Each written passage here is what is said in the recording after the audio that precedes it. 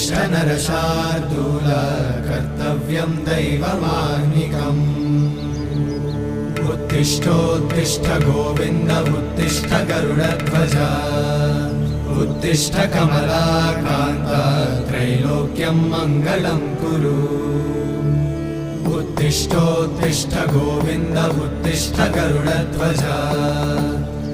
उत्तिष्ठ कमलाकान्त त्रैलोक्यं मङ्गलं कुरु